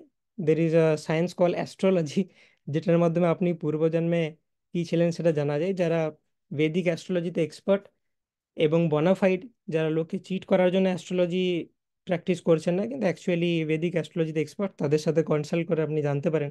কিন্তু সেটা জেনে উদ্দেশ্য কি হবে, আমার কোনো লাভ হবে না। আমি নেক্সট কোথায় যাব, কিভাবে আমি ভালো থাকতে পারি, সেটার জন্য আমাকে গীতা পড়তে হবে। গীতাতে ভগবান যেভাবে বলছেন সেভাবে আমরা যদি জীবনযাপন করি আমাদের নেক্সট জীবনটা ভালো হবে। আগে কোথায় ছিলাম ঠিক আছে, আমার কিউরিয়াসিটি হলে জানতে পারি, but that is not very important. Subinoy Nitai Prabhu. Hare Krishna প্রভু, দ্বন্দ্ব প্রণাম প্রভু। আমার দুটো প্রশ্ন রয়েছে। একটা, এখানে পিতৃলোক সম্বন্ধে বলা হয়েছে, তো হুম। আমাদের প্ল্যানেটারি সিস্টেমে পিতৃলোকের স্থানটা কোন জায়গায়, একটা প্রশ্ন আমার। আর হুম। সেকেন্ড প্রশ্নটা প্রভু হচ্ছে, এই যে পিতা মাতা এগুলো তো আমাদের বডিলি রিলেশনশিপ, আর হুম। আত্মা তো চিন্ময় সচ্চিদ আনন্দময়। তো যখন পিতা বা মাতা বডি থেকে আত্মাটা ছাড়ছে দেহ, তো তখন তো সচ্চিদ আনন্দময় আত্মা, তো ওই আত্মা কোন জায়গায় যাচ্ছে সেটা আমার পিতা মাতা হিসাবে কি করে থাকছে? আমরা যে পিণ্ড দান করছি বা কিছু করছি, তখন তো চিন্ময় আত্মার স্বরূপে যাচ্ছে, তখন তো বডিলি রিলেশনশিপ হিসাবে পিতা মাতা থাকছে না। যখন আমার আমার ধরুন পিতামাতার যদি মৃত্যু হয়, তাহলে আপনি বলছেন যে সেই পিতামাতা তার বডি থেকে বেরিয়ে গেলেন, তো আত্মা। এবার সে হয়তো নতুন কোনো বডি লাভ করলো, তাহলে আমি যদি তার নামে কোনো বিষ্ণুকে অফারিং করি সেটা সে পাই কি করে, তাই তো? তো সে আর বডি তখন থেকে তো বেরিয়ে পিতা গেছে, মাতা, কিন্তু তার একটা তখন অ্যাকাউন্ট তো পিতা মেনটেন মাতা হবে। থাকছে না। আচ্ছা আচ্ছা। ওকে। তো যতক্ষণ না কেউ জড় জগৎ থেকে কমপ্লিটলি বেরোচ্ছে ততক্ষণ পর্যন্ত তার অ্যাকাউন্ট মেনটেন হবে। যেমন আমি আমার বডি থেকে বেরিয়ে গেলেও সোল বেরোচ্ছে, আর তার সাথে সাটল বডি বা সূক্ষ্ম দেহ বেরোচ্ছে। সোল আর সাটল বডি দুটোই বেরোচ্ছে, সাটল বডি কিন্তু আছে।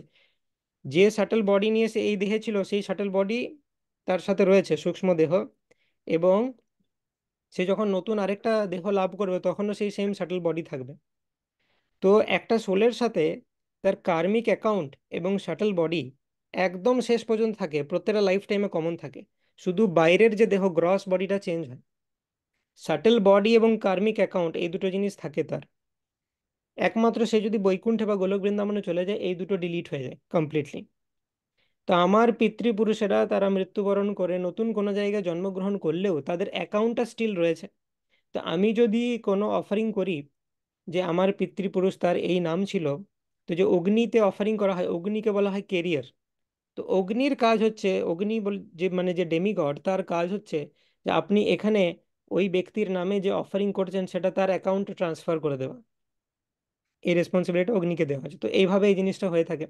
তো সে যে জনিতেই থাক সে কিন্তু ভালো ফল পাবে। মানে সে যদি দেখা যায় যে সিংহের জনিতে জন্মগ্রহণ করে নিয়েছে আর আমি এখানে তাকে বিষ্ণুর পিণ্ড অফারিং করছি, তাহলে দেখা গেল যে সে 3 দিন খেতে পায়নি কিন্তু আজকে একটা শিকার পেল সে, এইভাবে তাকে বেনিফিট করবে। তার ফর্মে।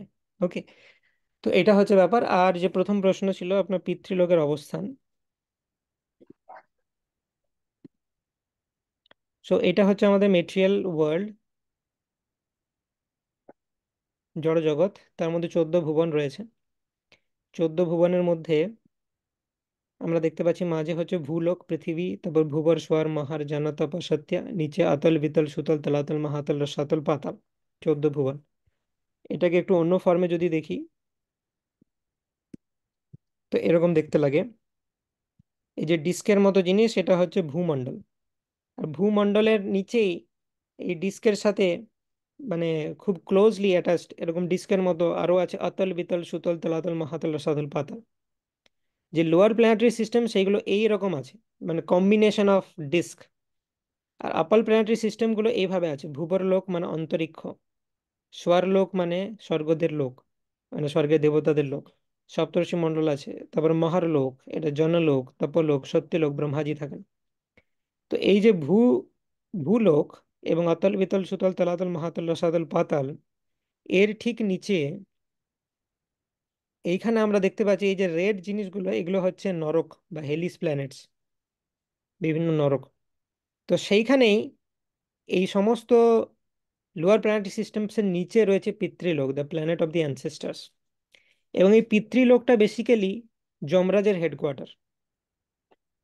ঠিক আছে, তো যখনই কোনো পূর্বপুরুষ দেখা যাচ্ছে মৃত্যুবরণ করেছেন, যমরাজের কাছে নিয়ে আসা হয় পিতৃলোকে, দিয়ে যদি তাদের নিষ্পত্তি হয়, মানে দেখা গেল যে তোমার পাপ পুণ্যের হিসাব হয়ে গেছে, তুমি এত বছর স্বর্গে যাবে, এত বছর নরকে যাবে, তারপরে পৃথিবীতে ফিরে আসবে, ইত্যাদি ইত্যাদি, তাহলে ভালো।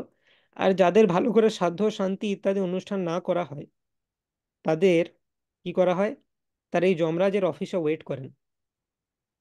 এবং যদি বহু জেনারেশন ধরে তাদের কোনো ডিসেন্ডেন্ট তাদের এই সাধ্য শান্তি না করে বা তাদেরকে অফারিং না করে, যমরাজের কাছে বহু বছর ওয়েট করার পর যমরাজ বলেন যে বুঝলে তোমার আর আশা নাই, তোমার বংশে কেউ মনে হচ্ছে সাধ্য শান্তি করবে না, তাই কাজ করো, তুমি এখানেই চাকরি নিয়ে নাও, তোমাকে যমদূতের চাকরি দিচ্ছি।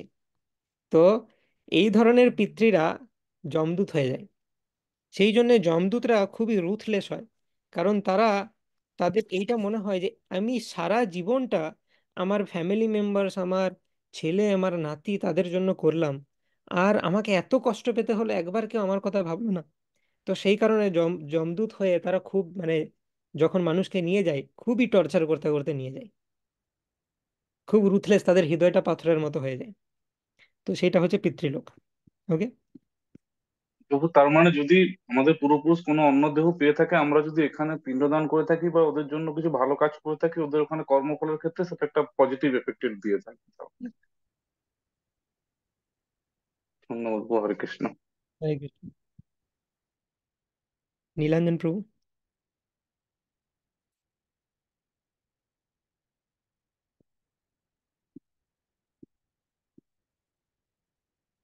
আসলে একটা ডাউট রয়েছে পিতৃলোক নিয়ে। এই হুম মানে পিতৃলোকে এই যে কেউ যদি অ্যানসেস্টাররা দেহ ছাড়ছে, তো তারপরে পিতৃলোকে প্রথমে যাচ্ছে তারপরে বিচার হচ্ছে, তারপর পিতৃলোক থেকে অন্য যে যে প্ল্যানেটে যাবে সেখান থেকে। হুম ঠিক। আচ্ছা, তো আহ, তো পিতৃলোকে যদি হিসাবটা হয়ে যায়, তারপরে সেই হিসাবে যমরাজ পাঠিয়ে দেয় হুম যেখানে যাচ্ছে। হুম তো এরপরে যদি এরকম হয় যে পিতৃলোকে গেল, অন্য জায়গাতেও চলে গেল, কিন্তু তারপরেও এদিক থেকে অফারিং চলছে, তখন? হুম। তো সেখানে বেনিফিটেড হবে, কোনো অসুবিধা নেই। যদি দেখা যাচ্ছে, ওইটাই তো বলছি, যদি কেউ সিংহের যোনিতে জন্মগ্রহণ করেছে আর অফারিং চলছে, তাহলে সে ভালো শিকার পাবে। কেউ যদি দেখা যায় স্বর্গলোকে চলে গেছে, অফারিং চলছে, আরো ফেসিলিটি পাবে সেন্স এনজয়মেন্টের। বা কেউ যদি পিওর ডিভোশনাল ভাবে বিষ্ণুকে ভোগ লাগিয়ে অফারিং করছে, তার ডিভোশনাল ক্রেডিট বাড়তে থাকবে। সে হয়তো ভক্তির উন্মুখী হবে, সাডেনলি সে ফিল করছে আমার একটু ভক্তির প্রতি ইন্টারেস্ট জাগছে। তো হতে পারে যে আমার কোনো ডিসেন্ডেন্ট আমার জন্যে তারা অফারিং করছে, তো সেই কারণে কোনো ডিভোশনাল অফারিং করেছে আমার জন্য, বা কোনো মন্দিরে গিয়ে, বিষ্ণু মন্দিরে গিয়ে পুজো দিয়েছে, তো আমার মধ্যে ডিভোশনাল সেন্টিমেন্ট জাগ্রত হতে পারে। তো যাই করা হয় আমার বেনিফিট হবে। কিন্তু মানে এই যে যখন এই শ্রাদ্ধ হচ্ছে, মানে যখন অফারিংটা করা হচ্ছে, তো তো এইরকম আমি শুনেছিলাম, আমি জানি না কারেক্টলি, কিন্তু যে যদি কেউ যেমন মিট অফার করছে তখন সেইটা তার অ্যাকাউন্টে খারাপ কর্মা হিসেবে ঢুকছে, তাই তো? সে যদি খারাপ তো জিনিস করে তাহলে সেটা কিন্তু নেগেটিভ কর্মা হিসাবে অ্যাড হবে। যে আমি ডিসেন্ডেন্টসরা যদি খারাপ জিনিস। হ্যাঁ, ডিসেন্ডেন্টরা। তো সেটার জন্য সেটা আমাদের কেয়ারফুলি করা উচিত, যে সবসময় আমাদের ওই জন্যই আহ শ্রীমদ্ ভাগবতের 7th ক্যান্টোতে ক্লিয়ারলি লেখা আছে যে না দদামি আমিষম শ্রাদ্ধে, শ্রাদ্ধে আমিষ দেওয়া উচিত নয়। সেটা কিন্তু পিতৃপুরুষদের খারাপ করে, তাদের যে সিনফুল ক্রেডিটস বাড়িয়ে দিতে পারে। তো একজনের ডিসেন্ডেন্টস দের উপরে তারপরে তার কন্ট্রোলও চলে যাচ্ছে, আর এদিকে তার কর্মাও হুম। সেইভাবে ইয়ে হতে আর সে থাকছে। যদি পিওর ডিভোটি হয়, তার ডিসেন্ডেন্টরা যা খুশি হুম। করুক, এটা ম্যাটার করে না। কিন্তু কেন যায়, তার কারণ হচ্ছে যে তুমি তোমার ডিসেন্ডেন্টদেরকে কিভাবে ট্রেন করেছো, তোমার বংশের কালচারটা কিরকম বানিয়েছো দেখো। তো ইউ আর পার্শিয়ালি দোষী ফর দ্যাট। সেই কারণে তোমাকে এটা নিতে হচ্ছে। এবারে দেখা যদি এরকম যদি দেখা যায় যে কেউ পিওর বৈষ্ণব ছিল, সে এরকম কোনো কালচার করেনি, 20 পিঢ়ি পরে কেউ হয়তো তার বংশে জন্মগ্রহণ করেছে, সে অসুর, এবং সে ইচ্ছা করে আমি সফার করছে, তো সে অফারিংটা ডিসকার্ডেড হয়ে যাবে। যে এবং সেটা একটা ক্রাইমের মতো হয়ে যাচ্ছে, যে তুমি মানে তোমার যে পূর্বপুরুষ সে পিওর বৈষ্ণব ছিল, তুমি ইচ্ছে করে তার যাতে খারাপ হয় সেই কারণে তুমি আমি সফার করছো, বা না জেনেও তুমি আমি অফার করছো, সেটা ডিসকার্ডেড হয়ে যাবে কমপ্লিটলি। যে পিওর ডিভোটি তার কোনো কিছু এফেক্ট হবে না সেটাতে। কিন্তু জেনারেলি এটাই বলা হয় যে তুমি তোমার ছেলে মেয়েদেরকে কিভাবে ট্রেন করেছো দেখো, তোমাকে আমিষ দিচ্ছে, সেই জন্য তার শাস্তি আরো বাড়িয়ে দেওয়া হয়। যদি যদি তার রেসপন্সিবিলিটি থাকে সেখানে, তবেই সে শাস্তি পাবে। মানে পরমেশ্বর হুম। ভগবানের অ্যারেঞ্জমেন্ট এরকম যে শুধু শুধু আমি শাস্তি পাবো, আমার প্রতি অবিচার হচ্ছে, এটার কোনো স্কোপ থাকবে না। আর আরেকটা জিনিস, মানে পিতৃলোকে কতদিন থাকতে, যতদিন এখানে প্রপারলি শ্রাদ্ধ করা না হচ্ছে। এগুলো সবই মানে কোনো ডিটারমাইন্ড অ্যালগোরিদম নেই, ডিপেন্ড করে সবকিছুর ওপর। হ্যাঁ, জেনারেলি যতদিন না ভালো করে এখান থেকে সাধ্য কমপ্লিট হচ্ছে ততদিন ওখানে থাকতে হয়, সেটা একটা রুল। এরপরে হয়তো দেখা যাচ্ছে যে কাউকে বিচারের জন্য অনেকদিন থাকতে হলো, সবার বিচার যে সেম টাইম লাগবে সেরকম নয়, বিভিন্ন তার সিনফুল ক্রেডিটস, পায়াস ক্রেডিট ইত্যাদি বিভিন্ন ধরনের ব্যাপার আছে। যেমন একটা পাস টাইম আছে, একজনকে নিয়ে যাওয়া হয়েছিল, সে সারা জীবন অনেক পাপ করেছিল কিন্তু একবার হরির নাম উচ্চারণ করেছিল, সেটা নিয়ে বিতর্ক সৃষ্টি হয়েছিল, ব্রহ্মা নারদ ইত্যাদি সবাই কাজতে হয়। তো ডিফারেন্ট টাইমিংস লাগতে পারে, এগুলোর কোনো স্পেসিফিক ডিটেলস বলা যাবে না। ঠিক আছে। ওকে, হরে কৃষ্ণ। সো আজকে আর কোনো কোয়েশ্চেন নিচ্ছি না আমরা। তো আমাকে পার্সোনালি মেসেজ করতে পারো। উইল কন্টিনিউ নেক্সট দিনে, হয়তো আমরা 9th চ্যাপ্টার কমপ্লিট করে ফেলবো। Thank you very much. Shrila Prabhupada की जय। Bhagavad Gita as it is की जय। निताई गौर प्रेमानंदे हरि हरि बोल।